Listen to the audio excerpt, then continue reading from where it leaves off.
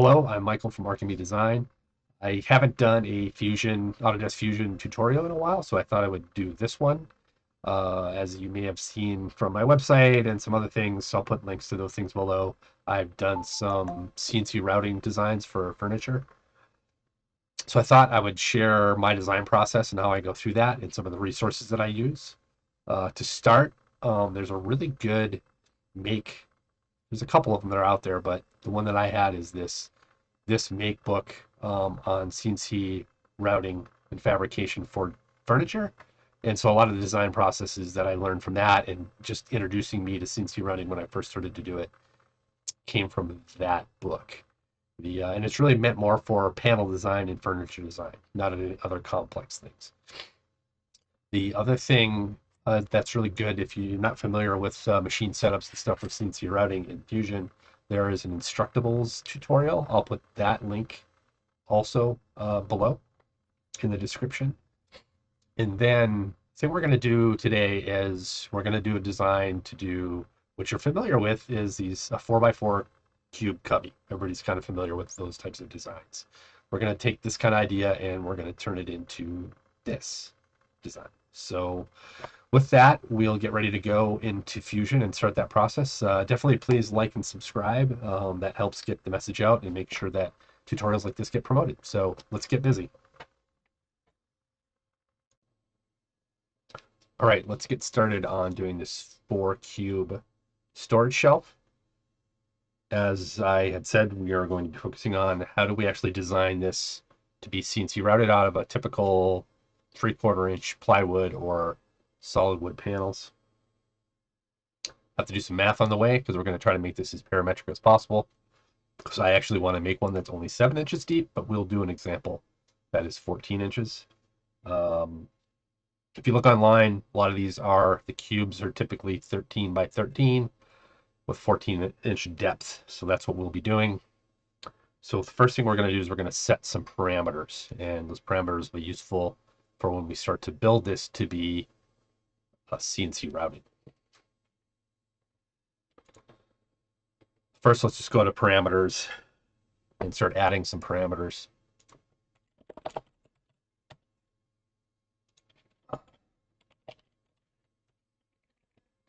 So there'll be the board thickness, 3/4 inch. Keep in mind that most plywood's not actually 3/4 of an inch. It's going to be 0.72, 0.7165.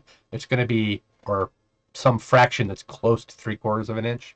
It's not that big of a deal necessarily, unless you want to be really exact and you can change it in your actual parameters.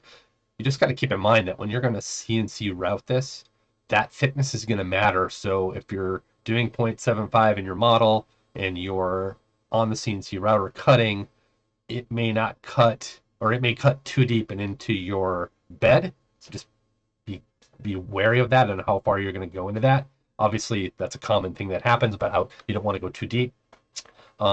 If you happen to be at a lower number and try to be really exact, you may not cut through it all the way. So you got to keep those things in mind when you're going to do your setup for your machining. But we're not really going to do that in this video. We're not going to talk about setup other than I'll probably show how I would lay out a pattern and stop there. But just keep that in mind that board thickness can play a role when you're manufacturing, as well as when thinking about tolerances, so which we'll play around with here.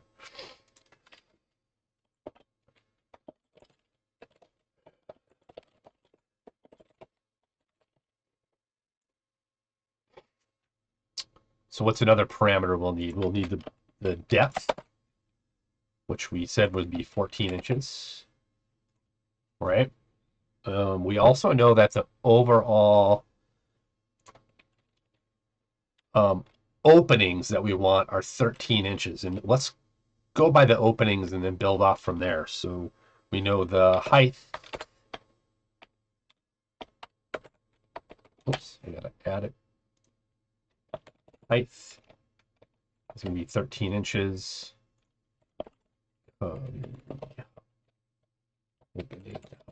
It is good practice to put in an actual comment. I should have put that in here.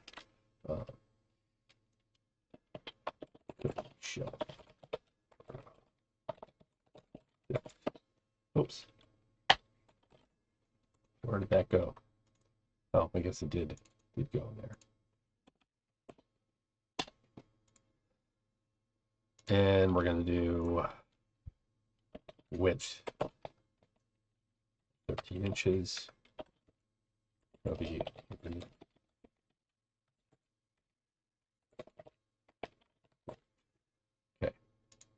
So I put those in there. Why would I do the cubby opening versus just the height and width of the entire thing? The reason why I want to do that is because if the board thickness changes, I can use that as my calculation on determining the length of the different sides of it, versus having to maybe possibly back calculate somewhere. So just having those openings would be useful. The other thing I'm going to add is a thing called tolerance. And you could do tolerance, different ones and stuff like that. One that I often just use is 1/64 of an inch. And this is just CNC fit up tolerance. And you'll see where we use this. But the way we're going to design this is by using different tabbings and slots that can fit together, that then can be screwed together or glued together or nested together. And if you do exact cuts, wood kind of expands, the thicknesses aren't consistent all the way through your panel. So you want to add a little bit of tolerance so things will fit together nicely. Otherwise, you're going to be doing some sanding and trying to get things to fit and forcing them in there, and you can damage your wood. So you don't want that to happen. Trying to think if there's anything else that I need at this point. I'm going to start with these parameters, and if there's more we add, we'll add them as we go. But these are the basic ones that I'm going to be looking at. We also could do some things like total length and total width, and use these other parameters. So let me give you an example of that. So instead of doing the calculation while I'm doing the sketches and putting in the dimensions, I could do and the fact that I know I want this to be a 4x4. I could do total length and total height, right? And total length can actually be, let's do width. It's going to be 2 times width plus. So when we're going across our cubby, there's 2 across, but then there's also board thickness on the left, board thickness on the right, board thickness in the middle. If you see how those cross, right? So we're going to do plus 3 times width, total cubby width. So you can do calculations in these parameters. You can also do logical statements and all kinds of other things, which we're not going to go into because this isn't really an exercise on parameters, but we'll want to use them here. And we'll do another one. We're going to do total height in inches. Expression here is going to be the same. Now, this is interesting. Since this is square, we could just make it equal to total length. But let's assume that maybe we wouldn't want to do a square one. And we'll make some changes here. So, but for now, I'm going to do 2 times height plus 3 times width. Sorry, thickness. I got my calculations wrong. Board thickness wrong. Hold on. Sorry. Total height. Sorry, this is supposed to be board thickness. And so is this one.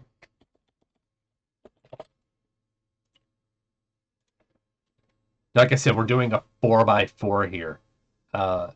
We could change this to add a parameter called, let's call it vertical array, and there's no units to it. We're going to say 2 number of vertical cubbies. I don't know how you spell cubbies in this scenario.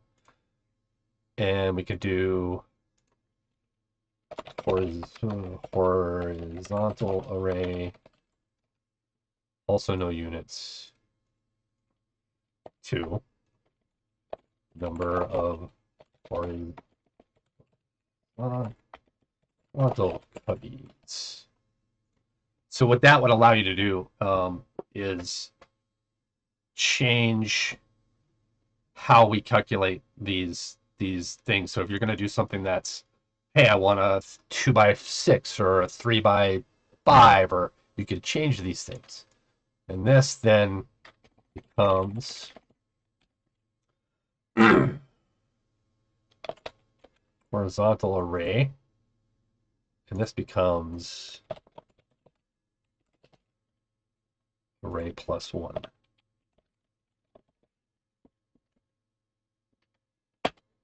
You see the calculation, still 28.25, it didn't change.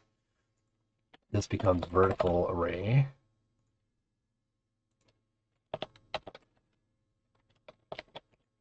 Vertical array plus 1. You're getting really creative here. But since I'm just doing 2x2, it calculates what it is. Let's make it 3 for a vertical. Then you can see it changed it to 42. So go back to 2. All right, we're going to start with these. Got board thickness, depth, height, width, tolerance, total length, total height, vertical array, horizontal array. I did something wrong. I see, I already noticed it's something I did wrong. So I'm going to go back to parameters. I'm sorry. When we think about how this is going to be drawn together as a cube, we know that a couple of panels are going to be longer than the other one's going to be shorter, and that's where I messed up. So I'm going to assume the top panels are longer. So I want my horizontal ones to be longer. So this horizontal plus 1 gives me a 3 is correct. However, the bottom one, the vertical one, is giving me my side panels. Side panels, I only have to add the thickness of the middle part, not all 3 sides. So technically I can just do -1. All right, so if we're going to start to get modeling, you may have a tendency to, right off the bat, just do a sketch and then just start drawing out your boards in some fashion, putting in the dimensions, etc. And you could do that. I usually don't approach it this way when I'm thinking about doing a CNC project. I think of maybe doing more of an extrusion in the same plane as how it would be cut on a CNC machine on a flat surface, CNC router. For me, the workflow's better because then I don't necessarily have to do a whole other drawing. So I'm not going to start it that way. So we'll just back off. I just wanted to show you as that example. The other thing you want to keep in mind is, in a lot of cases, we're going to have three different panels that are all actually look exactly the same, but the cubby itself has 6 panels. We only really need to sketch up and extrude 3 of them, and then mirror or rotate, copy and rotate things. We don't necessarily need to recreate or create more than a bunch more panels. So that's the approach that we'll take. So I'm going to actually start from the bottom. Like I said, my bottom piece is a little bit longer.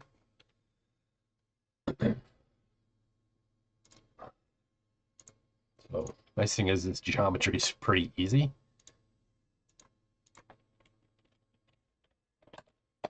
This is total width. I guess I should rename that one the height, huh?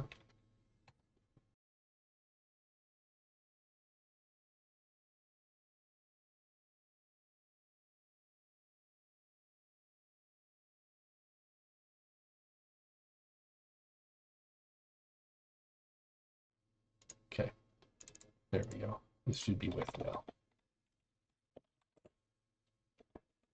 Total length. This length works as well. Okay.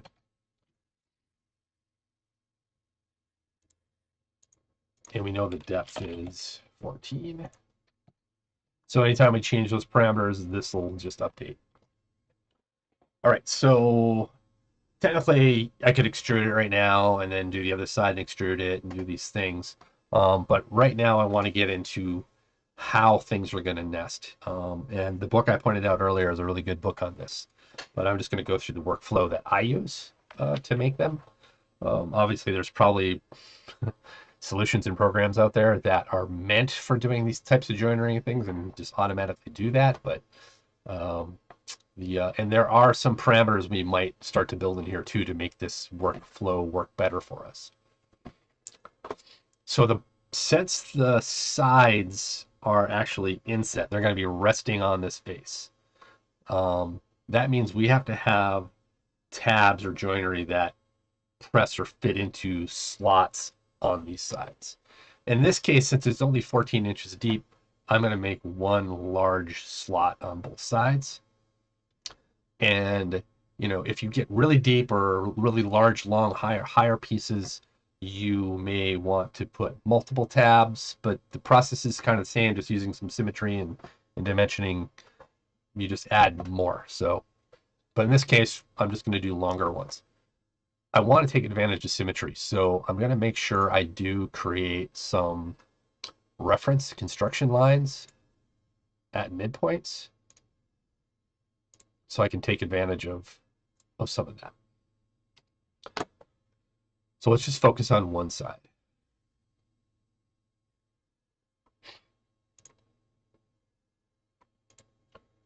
Oops. So right now I'm just going to arbitrarily just create a rectangle here. I'm going to have to have that some prescribed length. Make it 2 inches for now. And then my width of this, you have to now visualize that there is a 1/4 inch piece of plywood resting up against this. So that 1/4 inch has to fit within this gap. So your first thing you want to do is just put board thickness. And then you can get it so it just nests in there really nice. Now, as I said, there's going to be some tolerance buildup. Tolerance in the wood, in what it is, whether it's thinner or thicker. It's having it inset a little bit, I don't think is such a big deal, but having it protrude a little bit can be, especially if you're sanding or if you're trimming it out or doing something. So it's always good to add some tolerance. So this is where I use the tolerance. So it just adds a little bit of tolerance. This number, we could just leave as 2, but this is pretty long. It's 14 inches. So we technically could either do a new parameter to define that length and what we want it to be, or we just base it on what the depth of this shelf is. So in this case, I probably want it to be more like 4 inches long, divided by 6. Divided by 4. That's going to give me 7 inches. So it's giving me about half. So that, I think that's reasonable. So I'm going to do a calculation there. The reason being is that if I change any of these parameters, it will adjust itself accordingly. Even though it does, it's always good to go back and check, because if I start going very narrow, it might not look right, or I might not feel there's enough there. Just keep those things in mind. And also, do assume that you still need to use screws or nails or different types of fastening methods on this, glue. These things don't, unless they're designed in a way to interlock where they can't come apart because of the way they interlock. That's not the case for this one, so you will still have to use some fastening methods. Okay, so now that we're starting on this, my approach here is I'm going to make the design of this joining part, and then I'm going to mirror it, because I don't need to I only need one corner of this. I don't need to do both sides. I don't need to do all these different things. I just need to do something I can mirror and then mirror across the whole thing. All right, so now the next step is that you think, okay, now I'm done. I can mirror this and do the other tab and go forth. If you look at the book, you have to keep in mind that when you're cutting this, you're going to be using like an 1/8 inch router bit or 1/4 inch router bit or a 1/2 inch router bit or some size of router bit. So what that means is that when that's cutting a 90-degree angle, it's going to leave a radius. You can't get that radius out. So unless you plan on chiseling out or removing that radius, you need to add reliefs so that these things can cut, but also can fit in with each other. So if you're imagining that there's a radius coming here and it's going in and it's cutting, it's going to put a radius right here. But when you cut the other board to go in there, it's going to have a straight edge. So it's not going to fit in there. So we need to add a radius that allows that corner to fit in. And there's a bunch of ways you can go about this. There's like 3 different ways to go about it. It's in the book. You should really look at that book. But I'm going to show you what I do. I just make it pretty simple. I just do a 2-point circle, and I click the corner and I click along this line. And then what I usually use here is I don't do a 1/4 inch, because a lot of times I recommend you do a 1/4 inch bit or larger on these things. But you got to be very careful. You're going to break your bit if you go with smaller ones. But I will actually use like 0.3125 or 0.375 for this hole, just to give it enough clearance so it can make this cut, come out, and then cut here. It can make that straight corner cut. It can't make the 90-degree like that. So it's not finished. So the next thing is I need to make sure that these holes are lined up on the same line. And that's it. All I need to do is I just need to mirror this below it and mirror this to the other side.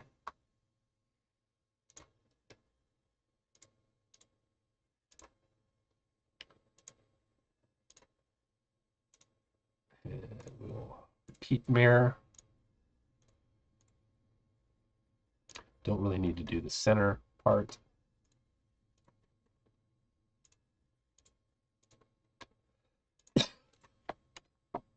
So I'll select that. That is the profile.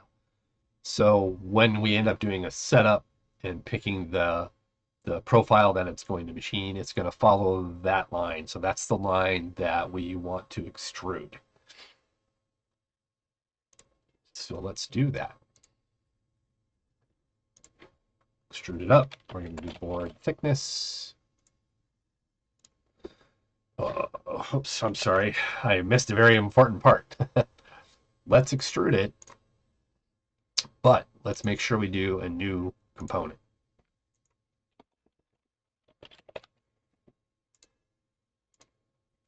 And let's rename that component. I'm going to call this panel A.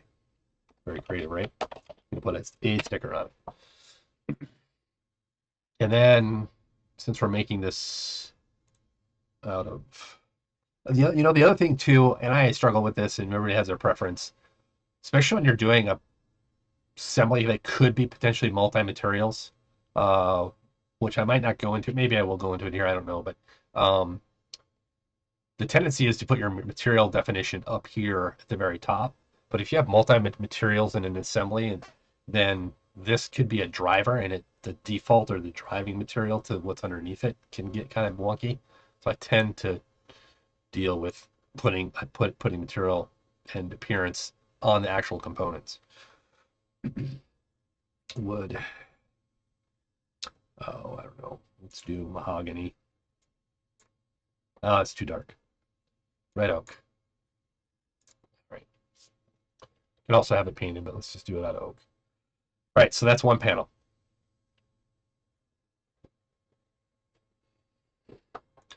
Now for the top panel, it's going to be just pretty simple.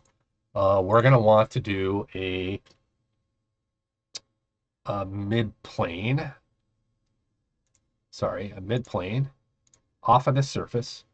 And since we know that, and this could vary on different things, since we know this is 13-inch gaps, we know that that top plane is going to be 13 inches, the thickness, plus 13 inches till it's the bottom plane. So we can just do a mid plane and then mirror this to make the other panel, like the top panel.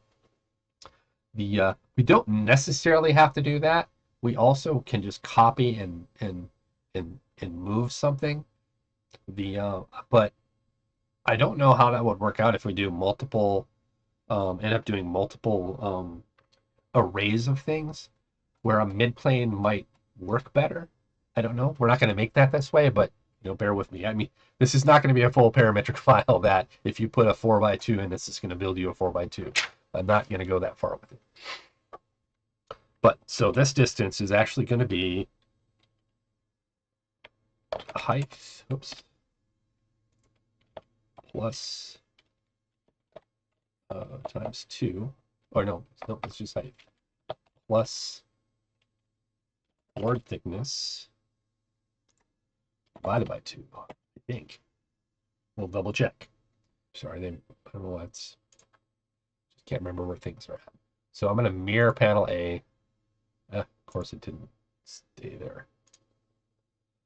Components, mirror panel A selected, and there. Looks right. So this distance technically should be 26.75. Is that right? Yes, 26.75. So now we have our two top and bottom panel. Now to do the other panel, we are going to select this surface. So we have good reference lines. Let's project these surfaces, and then we can get rid of our body there, so we're not looking at. So why did I do that? One, I just want to have good reference points to make sure things are joining to, but also since we created that gap for this slot to fit in, I need to have a reference to this. Just so you see that there's some clearance. The way we're going to design it, you don't necessarily need to see this, other than you're going to want to get this thickness right. I'm going to just not link them up. I could just draw from that corner to that corner and have the right width, but I want it to be driven more by our parameters than by other geometry at this point anyway. You may want to change that at some point in time. You can. So we know that this is depth. And we also know that this is total height, 26.75. You can see it landed right on our spot. Turn that panel off too. That one we don't necessarily need to see. So there's our panel. Now we need to have a slot that fits in here, and we're going to do the same thing. This time we're going to do reference construction lines for symmetry.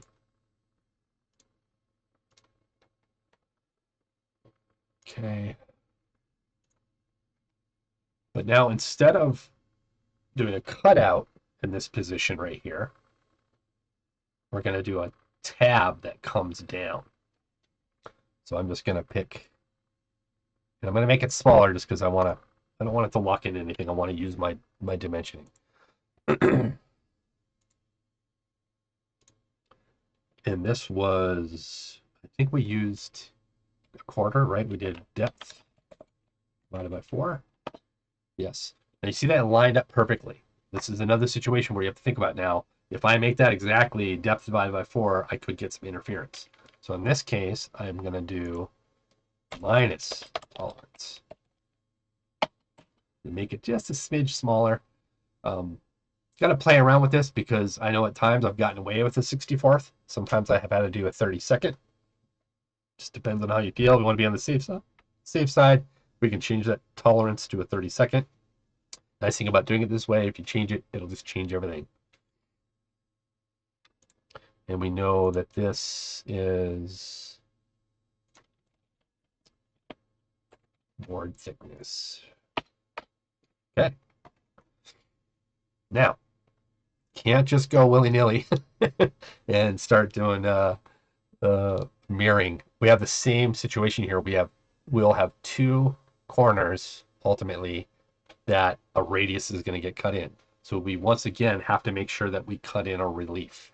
And in this case, that relief, I want to make sure I pick the right corner. Got to pick this corner, not that reference line. That reference line is just to show that we have a gap. We're going to do the same thing.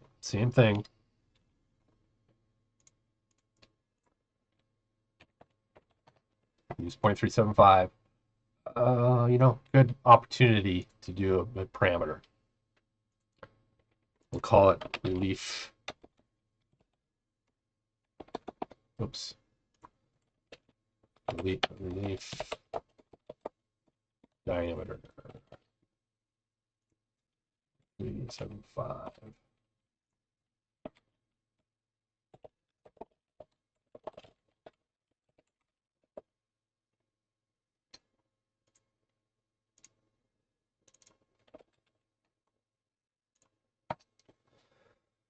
And we have to do same.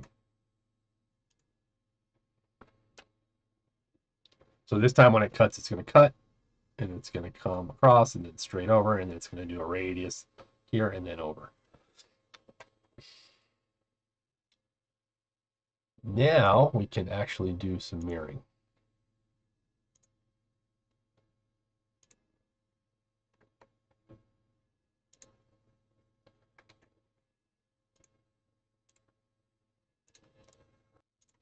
Let's do it again.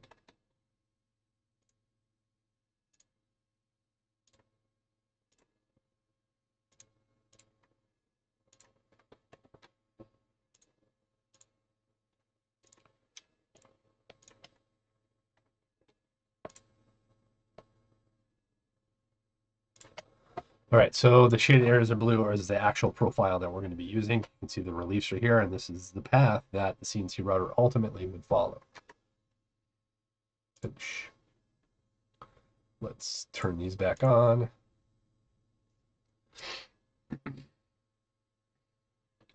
Then we're going to extrude that. New component.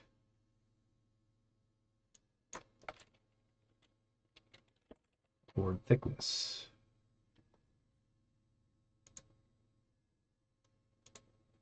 Call it panel B.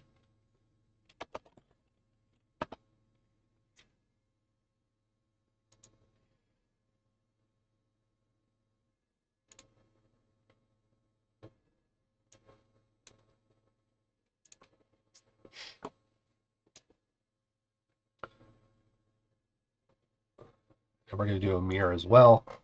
In this case, it's nice because we can just mirror between these two. All right, sorry, we can do mid-plane if we want between these two.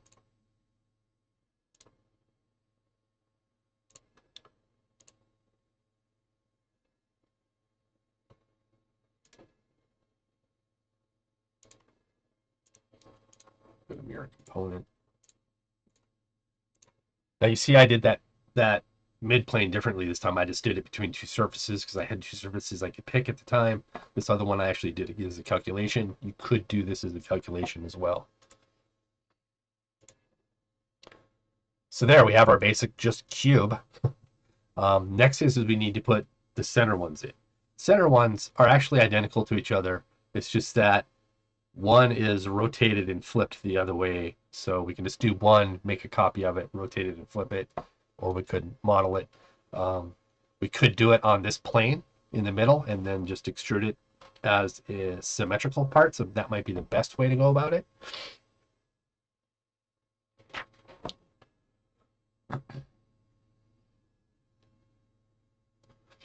So that's the approach we'll take.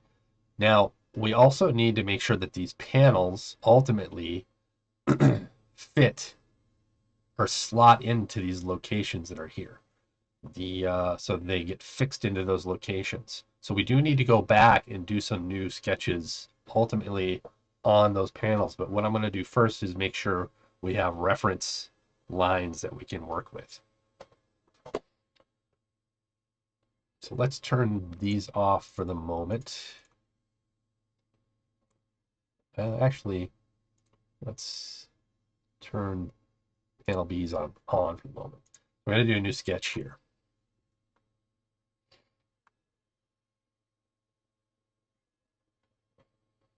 And then let's do object. Let's do intersect. This one, this one. This is going to allow me to do a reference line. Let me turn these off now. From center to center. We'll do some more, but we can do one there right now. That will allow me to do a center rectangle. And I can do now my total width or what height, length, width. It's interesting because the total height we did for the side for the sides is also the inner width. So we maybe want to do something like, let's do this, change parameters. I'm just going to add a parameter. I'm going to call it inner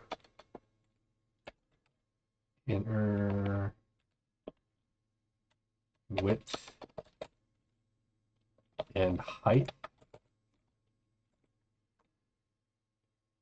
Or we're going to do just inner width and height. And that's actually going to be equal to total height. This is the inner width and height of cubby dividers. Then we can actually pick something that's more referenced, inner width and height.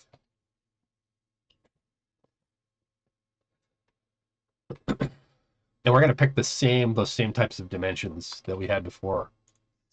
And then we got to do our depth.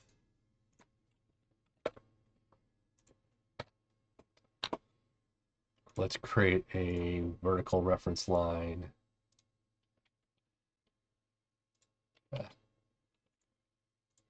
Okay. Now we're going to do the exact same thing we did in the last one.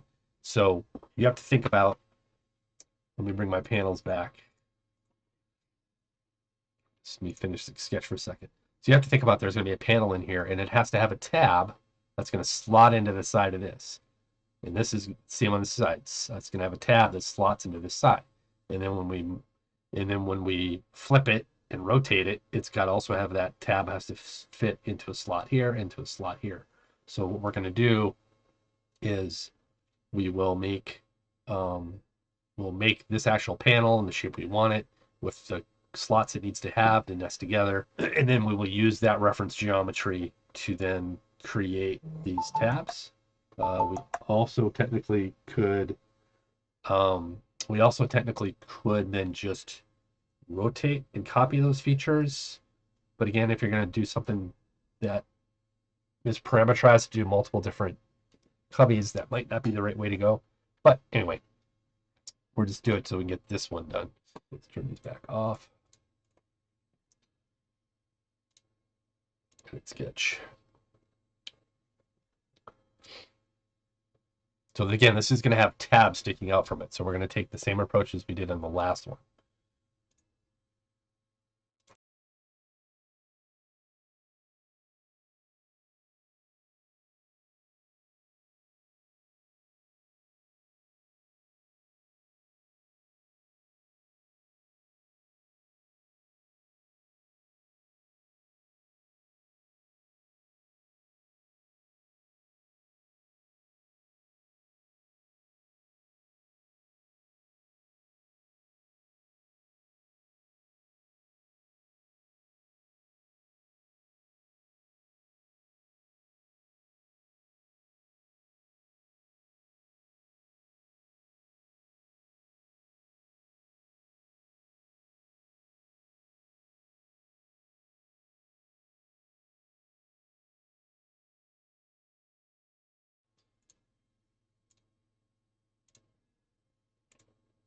Always sometimes happens. Need to make sure I do a new component.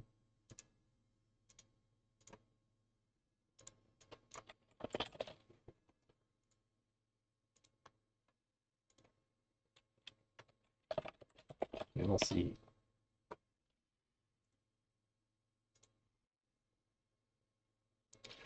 You know, I like being funky with some of this stuff, so we're making it out of red oak again, but we're going to paint it.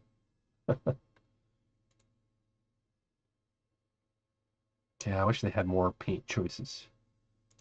I know we're not powder coating it, it just gives it a better.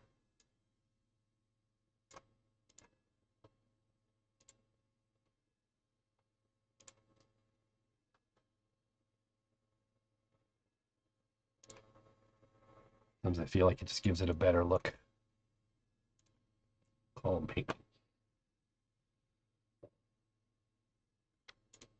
Okay.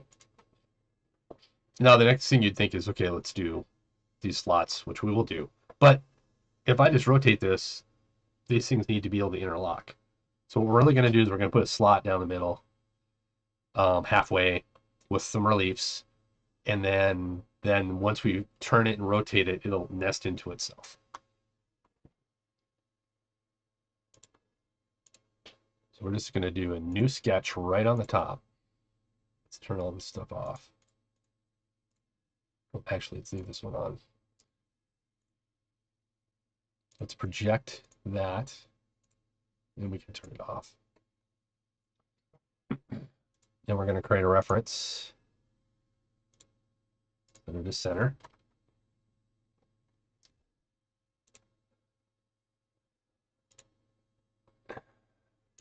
And it's kind of the same process. So just go like this. In this case, it's going to be, oops. And sorry, depth divided by 2.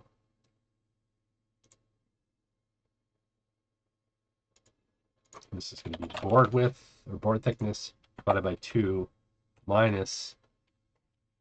So here, 1/64 either way is going to make it 1/32. It's up to you how you want to do it. Since we're going to be joining two of these together fairly deeply, it's probably not a bad idea to do tolerance instead of tolerance divided by 2.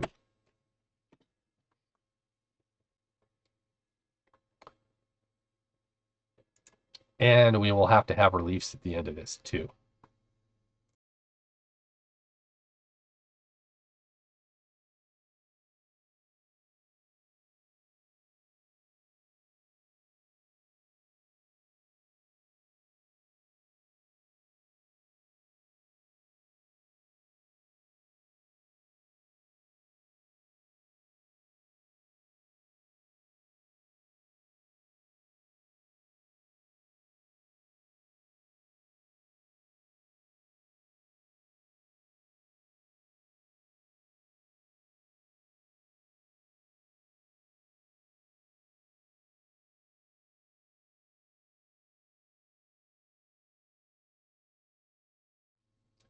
So there we have our mid panel.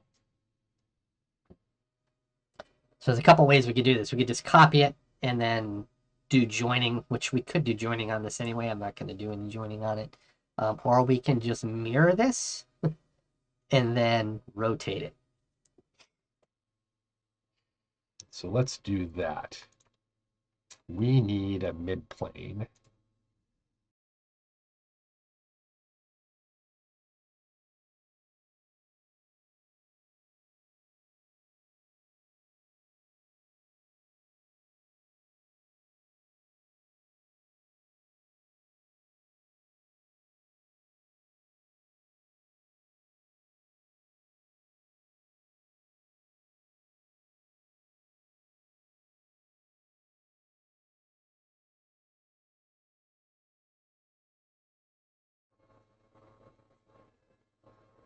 We'll leave it in free move because I think that might work better.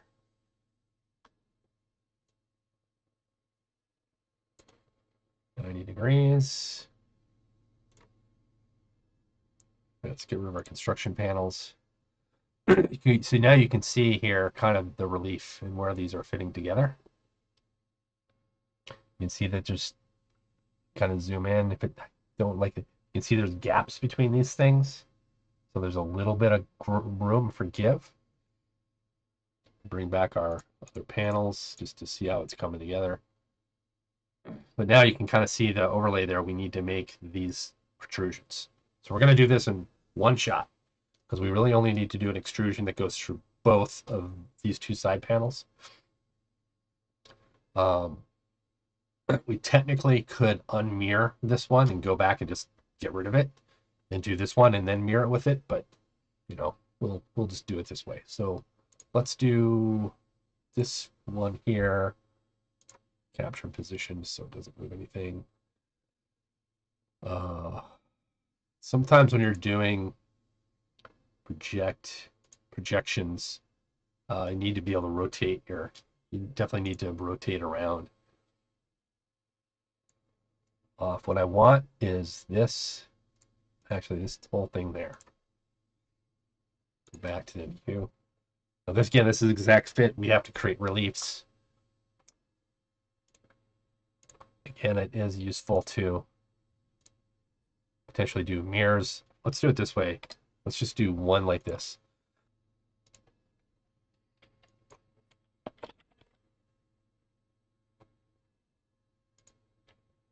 Okay, here, now we're in the right direction. So we added our tolerance. Now let's do these.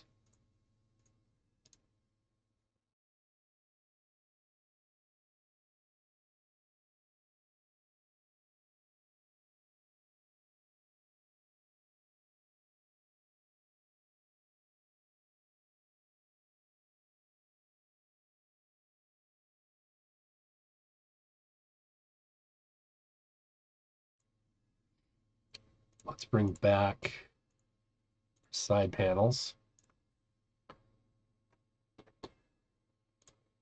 I always do that.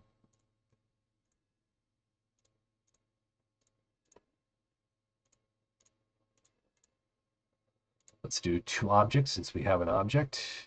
Go to here. Now, just make sure we're only cutting these two panels. You can look at objects to cut here. Often when you have them not on, it won't cut them, but just be sure. Now we've cut those two panels. I feel like we didn't get our cut just right.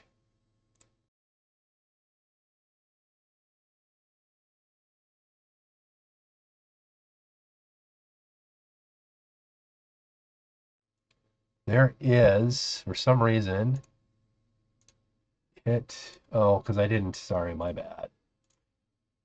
When I do a projection, I often, and I just forgot to do it this time, when I do a projection for reference geometry, I often will then turn it into construction geometry. I'll make it dashed by going over here to the setting and changing it. In fact, let's see if we can do it. So you see it's purple, so it's still a physical line that's referenced as a profile. But you can, when you do your reference geometry, you can tell it to make it construction. Usually, there we go. That way, when you pick your profiles, it doesn't pick them. So here, it did your profile. You can see we have our gap. We have our tolerance gaps all the way around. All right, for the other one, we're going to do the same thing.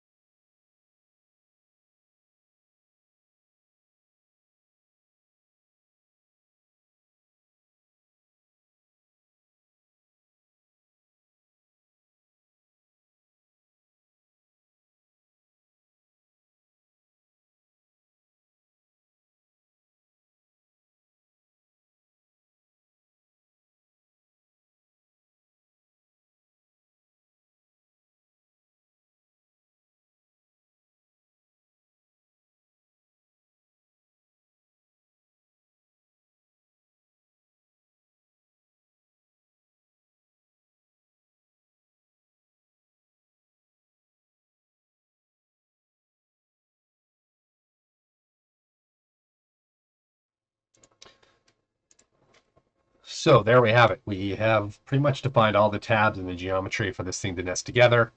I won't do it in this one, in this example, but if you are willing to do tool change outs and different processes, or you can just do it by hand, you could do two pilot holes with countersunk done by the CNC at these tab locations here and here, down here and here, over there, over there.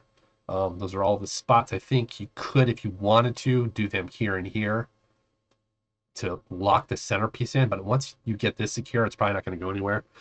Um, Also keep in mind that, you may want to glue it as well, and you could add a back panel. And if you wanted a back panel that nested in the same way, you can kind of go through the same process of nesting in a cut back panel that's 3/4 of an inch thick. Just keep in mind that you're going to have to extend your widths on the back, so that you still have the 14-inch depth of the cubby, because that's like some of the standard depth of those kind of square cubby drawer things that go into these things. So yeah, that's basically the process that I go through when I'm making CNC routing projects. The next thing I'm just going to show you is quickly how how I lay it out or organize it. It's pretty straightforward if you've not done it before. Um, Anytime you're going to do something in Fusion, when you're doing machining, you need to go to the manufacturing workspace. And what it's going to do is going to give you the manufacturing tools here. But you want to work on a manufacturing model, what they call, when you're making changes to that, versus working inherently on your model, because if you do anything in this space, it's going to reflect changes in your original model. So oftentimes, the first thing that you end up doing is you create this thing called a manufacturing model. And so it creates this manufacturing model, which literally is just a copy of your cube design. And you want to go in and you want to then edit this model. Edit manufacturing model. And this is going to put you again back into what you would call it looks like the design space, because you're going to make changes to this that are not going to be reflected in your original design model. So when you're going to do a layout for CNC, you got to consider, one, what size CNC I have. So how many panels can I fit? How big are they? How am I going to nest them? I'm just going to assume here that you can throw up a full 4 foot by 8 foot piece of plywood. That may not be the case, so it would change for you. You might have to do multiple sheet layouts, but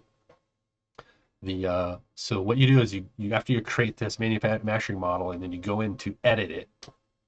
Let me finish. I'll show you that. Just right click on the model and you click edit. You're going to do a new sketch, and we can just do that new sketch on that plane, and you're basically just going to create a sketch that is 8 feet. Oh, well, let's just do 96 inches by 48 inches. And yeah, I'm not going to finish defining it, but that's fine. So you've created this plane. This plane is going to be the reference how you're going to nest or lay out or organize your panels. Now you can do this yourself. You literally can just move these things and arrange them however you want, because they are not connected, as you can see. You can do however you want. Generally, for most things, I just have Fusion do this. So if you go under modify, you can do this thing arrange. You can see it quickly will arrange things on a plane that you define for manufacturing. So the components I want to do is I want to do all of them. You can pick that. If you had multiple sketches, like I said, if you had I could only do 4x4.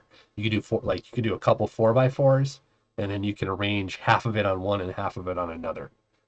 That's what you'll be able to do. So then you create two setups to run. In this case, you really need to create one and cut it twice because everything's symmetrical. But and then you can just pick your components. I'm going to pick everything because it's everything.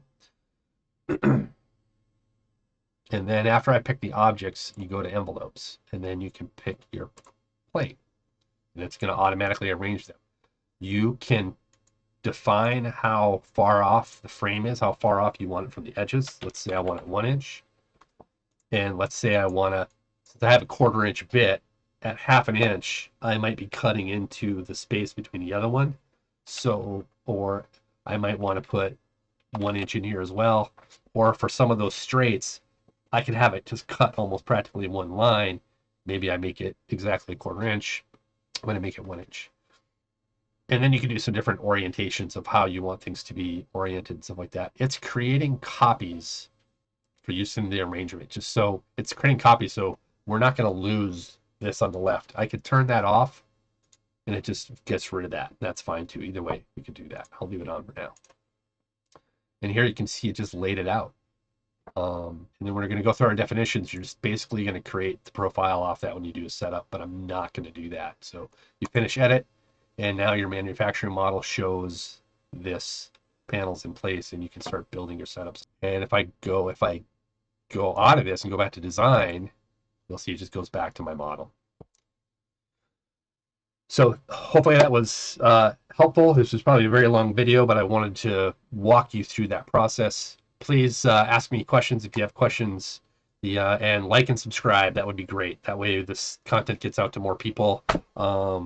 And definitely check out the links in the description below on some of the tools that I use as well. But that book, because that book is a really good book. It taught me a lot about CNC routing that I had never done before at the time. So thank you, and good luck and enjoy your designing.